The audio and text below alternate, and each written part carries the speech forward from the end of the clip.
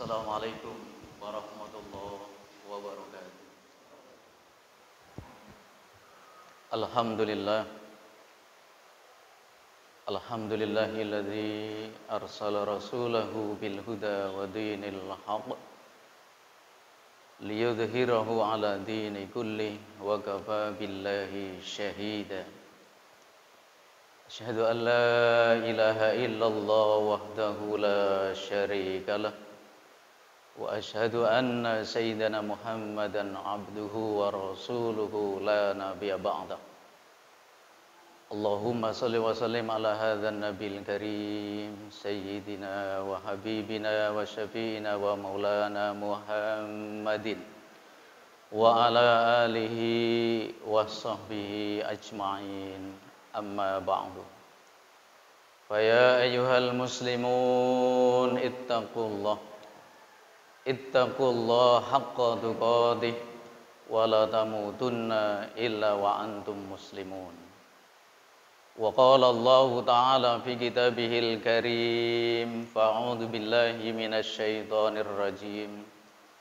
Wa ma khalaqtul jinna wal insa illa liya'budun. Shadaqallahul azim.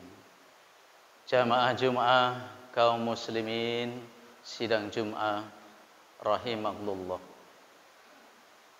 Melalui mimbar yang mulia ini khatib mengajak khususnya kepada pribadi khatib sendiri dan umumnya kepada jamaah sekalian, marilah kita selalu meningkatkan keimanan dan ketakwaan kehadirat Allah Subhanahu wa taala. Karena hanya keimanan dan ketakwaan itulah bekal kita yang akan kita bawa di samping amal soleh kita kelak ketika kita sudah meninggalkan dunia yang fana ini.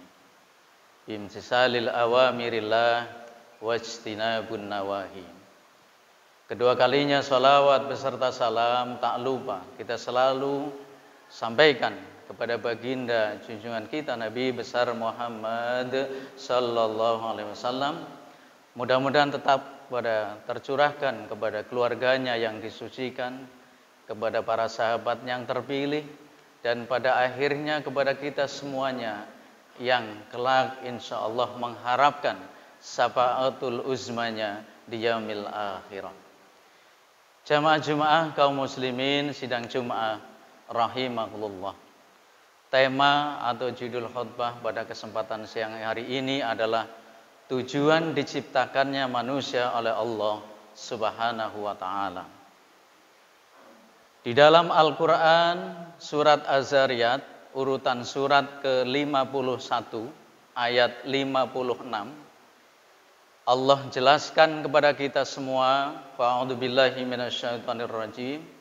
Wa ma khalaqatul jinna wal insa illa liya'budun. Dan tidaklah aku Allah ciptakan jin dan manusia melainkan untuk menyembah kepadaku. Jamaah Jum'ah rahimakumullah. Di dalam tataran ibadah paling tidak ada 3 unsur yang ketiganya itu tidak boleh ditinggalkan salah satunya. Antara 1, 2, dan 3 saling berkaitan dan saling menyempurnakan. Yang pertama adalah ibadah dalam tataran fikriyah. Akal pikiran kita, kecerdasan kita.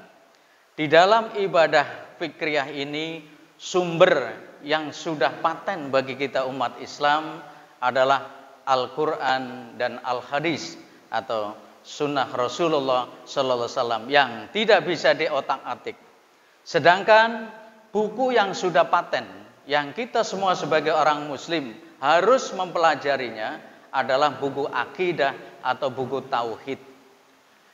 Dengan demikian, ketika kita sudah menyadari bahwa ibadah dalam tataran fikriyah adalah sebuah pondasi. Kalau kita menyampaikan ibadah dalam tataran fikriyah, larinya kepada arkanul iman yang berjumlah 6. Dari mulai iman kepada Allah sampai iman kepada qadar dan qadar atau takdir. Termasuk di situ ada sifat Allah yang berjumlah 20 dari mulai wujud, qidam, baqa dan seterusnya.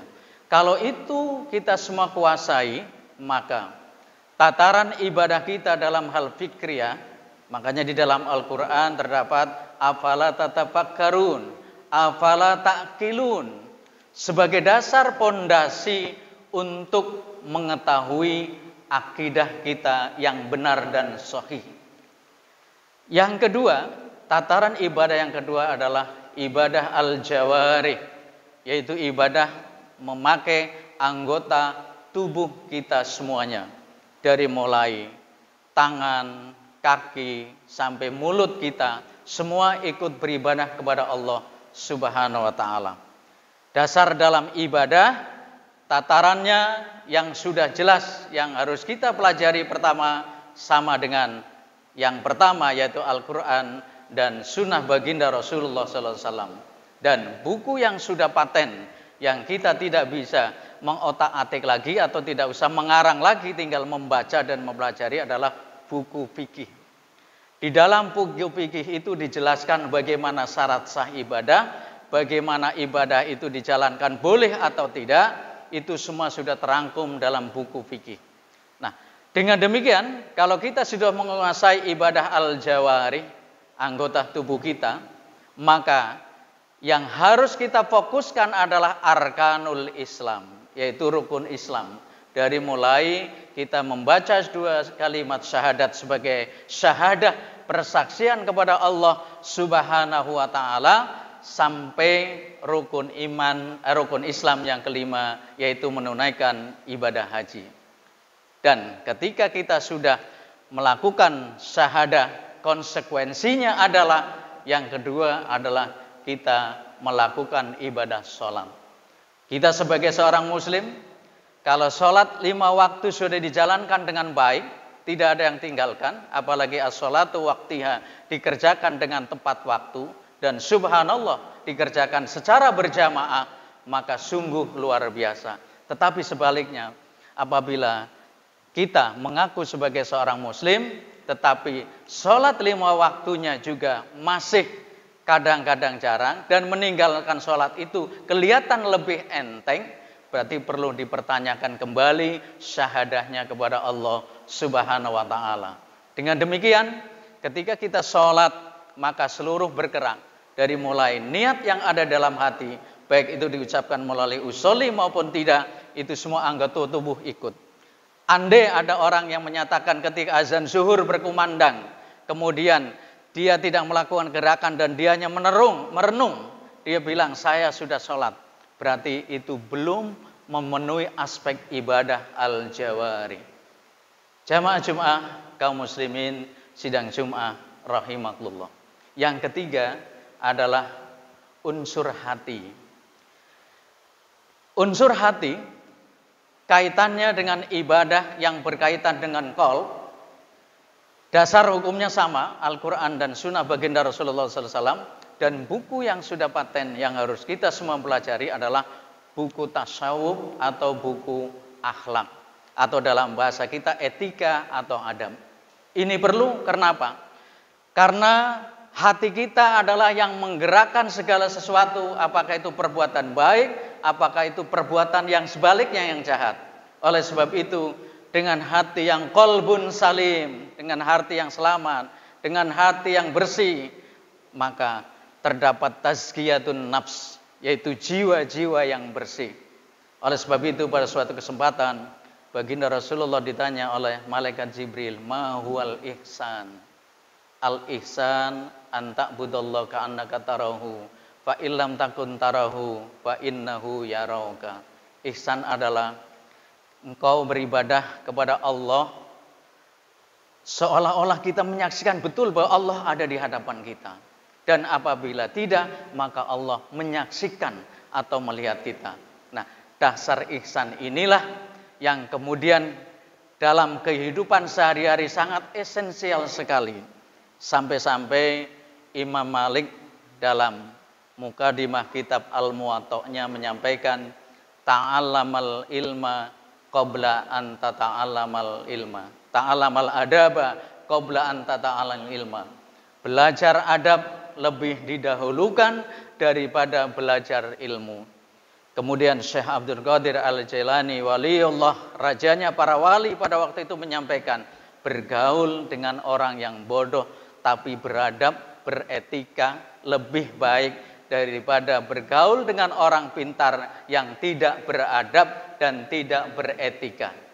Inilah barangkali kalau kita sambungkan dalam kehidupan kita sehari-hari, ibadah dalam bentuk akal pikiran ketika kita membangun sebuah bangunan ini adalah pondasi yang kuat, pondasi yang kokoh.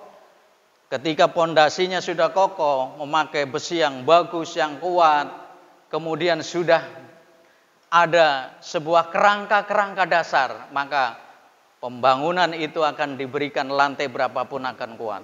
Setelah pondasinya sudah kuat, dasarnya, dasar-dasar keimanan kepada Allah, maka tiang-tiang Islamnya mulai berdiri. Setelah bangunan itu semua jadi, tinggal atapnya.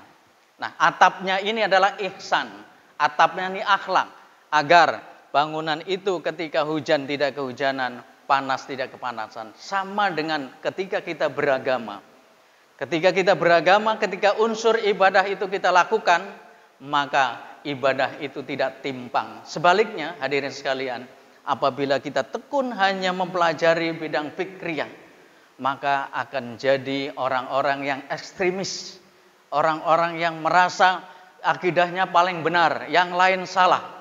Maka mohon maaf, sering sesama saudara kita aja sudah saling mengkafirkan. Padahal masih sama-sama satu akidah. Ini akibat belajar dalam bidang tataran yang pertama yang akidah.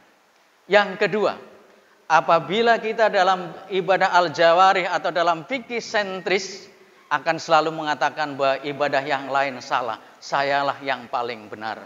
Dan apabila yang ketiga dalam bidang akhlak atau tasawuf, yang dipelajari itu saja tanpa akal pikiran dan al-jawari seluruh anggota tubuh, maka akan jadi rahbib-rahbib yang menyendiri, yang tidak mau bergaul dengan orang lain. Karena menganggap akulah yang paling suci, yang lain itu semua kotor. Hadirin sekalian, dengan ketiga unsur ibadah ini kita lakukan, insya Allah hidup kita akan menjadi tentram, tenang. Dan selalu kita memohon kepada Allah Subhanahu Wa Taala. Jangan lupa bahwasanya kondisi kita sekarang ini yang masih belum sepenuhnya normal. Kita selalu beribadah kepada Allah. Kita melakukan ikhtiar, baik itu ikhtiar rohaniah maupun ikhtiar jasmaniah. Jangan sombong, ikhtiar dalam bidang jasmaniah saja atau dunia medis atau kedokteran saja. Tanpa adanya ikhtiar rohaniah, kita selalu memohon kepada Allah atau berdoa atau selalu membaca Al-Quran. Nah, dengan demikian hadirin sekalian, hari ini adalah hari terakhir di hari Nahar, hari Tasyrik, yaitu tanggal 13 Zulhijjah. Di dalam tataran ibadah kurban, hari ini masih bisa menyembelih hewan kurban sampai jatuh azan asar. Kenapa demikian? Hari Tasyrik masih dibolehkan Yaumun Nahar karena diberi keleluasan dalam bidang sosial kemasyarakatan untuk bisa membagi kepada saudara-saudara kita yang kurang beruntung. Oleh sebab itu, di akhir khutbah ini, khatib akan sedikit muhasabah tentang Idul Adha. Jamaah sekalian dirahmati Allah Subhanahu wa Ta'ala. Jika kita belum mampu untuk menyembelih hewan kurban, maka sembelihlah sifat hewan dalam diri kita.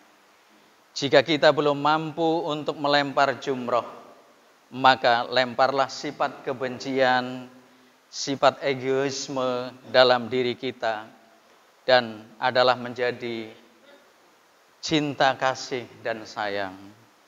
Jika kita belum mampu mengelilingi Ka'bah untuk tawaf, maka kelilinglah ke tempat sanak saudara, tetangga, sahabat, teman karib dalam rangka untuk menjalin ukhuwah. Setiap kita adalah Ibrahim dan setiap Ibrahim punya Ismail. Ismailmu mungkin harta bendamu yang paling berharga di dunia ini. Ismailmu mungkin jabatanmu. Ismailmu mungkin gelarmu dan Ismailmu mungkin egomu. Ismailmu adalah sesuatu yang kau sayangi, yang kau pertahankan di dunia ini mati-matian. Ibrahim tidak diperintah Allah untuk membunuh Nabiullah Ismail, tapi Ibrahim hanya diminta Allah untuk membunuh rasa kepemilikan terhadap Nabiullah Ismail alaihissalam. Karena pada hakikatnya semua adalah milik Allah Subhanahu wa taala. Semoga Allah menganugerahkan kesalehan Nabiullah Ibrahim alaihissalam dan keikhlasan Nabiullah Ismail alaihissalam kepada kita semua, agar kita bisa menerapkan atau mengaplikasikannya dalam kehidupan sehari-hari. Jangan rendahkan dan hinakan orang lain dengan harta, jabatan, dan gelarmu, karena di hadapan Allah hanya ketakwaan dan keimanan kita yang diterima oleh Allah Subhanahu wa taala. Jamaah kaum muslimin, sidang Jumat rahimakumullah. Sudah 2 pekan atau 2 putaran haji ini, dalam hal ini terutama dari pemerintah Indonesia membatalkan sementara untuk tidak memberangkatkan ibadah haji. Namun ibadah haji tetap ada di sana dan hanya jumlahnya kurang lebih 60.000 orang. Sehingga kalau kita ngelihat YouTube atau yang dikirim saudara-saudara kita, itu orang tawaf pun kelihatan lenggang sekali. Kemudian di Arafah, di Mina juga sama. Dan menurut informasi WNI Indonesia yang sudah mukim di sana, tahun ini kurang lebih 13 orang diberi kehormatan untuk melakukan ibadah haji. Kita selalu berdoa kepada Allah Subhanahu wa taala, semoga pandemi virus corona ini segera berakhir dan insya Allah tahun haji 2022 akan normal kembali. Dan bagi saudara-saudara kita yang sudah mendaftar, bersabarlah. Karena keberangkatan itu adalah urusan Allah Subhanahu wa taala. Yang penting kita sudah mendaftar. Tapi terkadang mendaftar aja belum sudah mengharapkan berangkat. Nah, dengan demikian kita selalu berikhtiar semaksimal mungkin. Hifdzun nafs, memelihara jiwa kita agar kita selamat. Dan kita selalu mendoakan agar saudara teman kita yang wafat karena kena musibah atau taun virus corona merupakan kesyahidan dan diterima amalnya di sisi Allah Subhanahu wa taala. Dan yang sekarang yang sedang isolasi mandiri atau baik yang di rumah maupun di rumah sakit, segera diberikan kesehatan oleh Allah Subhanahu wa taala dan segera kembali ke rumah keluarganya masing-masing. Amin ya rabbal alamin. Barakallahu li wa lakum fil Qur'anil azim wa nafa'ani wa iyyakum bima fihi minal ayati wa dzikril hakim. Aqulu qouli hadza wa astaghfirullahi li wa lakum wa li sa'iril muslimina wal muslimat wal mu'minina wal mu'minat fastaghfiruhu innahu wal ghafurur rahim.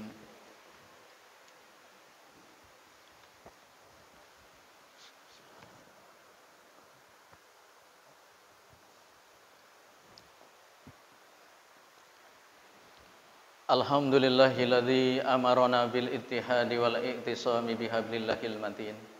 Asyhadu an la ilaha illallah wahdahu la syarikalah wa asyhadu anna sayyidina Muhammadan abduhu wa rasuluh la nabiyya ba'dah. Allahumma shalli wa sallim ala hadan nabiyil karim sayyidina Muhammad wa ala alihi wa sahbihi ajma'in. Amma ba'du. Wa a'udzu billahi minasyaitonir rajim. Bismillahirrahmanirrahim. Ya ayyuhalladzina amanu taqullaha haqqa tuqatih wa la tamutunna illa wa antum muslimun.